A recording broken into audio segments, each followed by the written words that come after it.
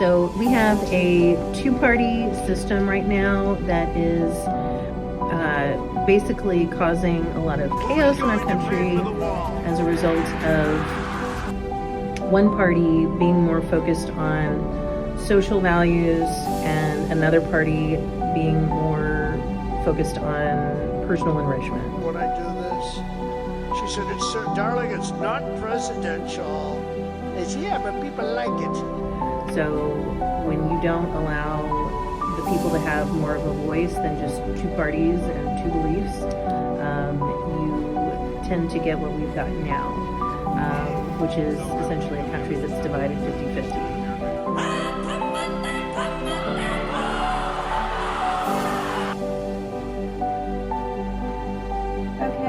Obstacles in education and student debt in today's society is that we do not educate our young people on financial decisions and how to make wise financial decisions. But we have a massive weakness.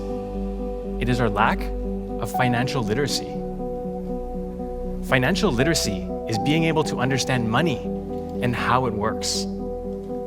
Our education realm, public education doesn't focus enough on personal finances, and so we have kids going into college and applying for student loans and not understanding what that means, and then they get out and they're super in debt. Continuing to learn more about the government's plan to collect on defaulted federal student loans. The Department of Education says 5.3 million defaulted student loan borrowers could have their wages garnished this summer. And then they have to get a job, and the job is not going to pay what they thought it was going to pay.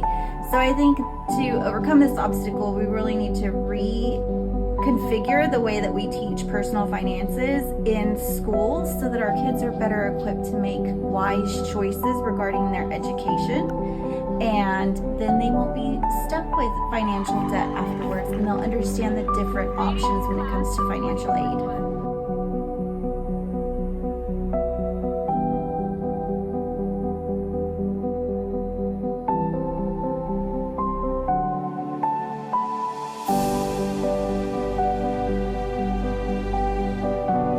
There are several factors that have contributed to the rise of ignorance in coalition with the view of anti-intellectualism within America. One of the things that we're seeing now currently is the growing use of AI. This has really inhibited the way not only high school students, but college students and grown adults see and view things in America. It's not allowing them to critically think, and it's also inhibiting the way in which they write and perceive the world. That wasn't a big concern. Is that still your thinking? No, I'm thinking it will be a big concern. AI's got so much better in the last few years. A number of college students are reportedly turning to artificial intelligence for help with their coursework. I guess the biggest problem they have sometimes is understanding where their work begins and ends and where AI's work begins and ends. You know,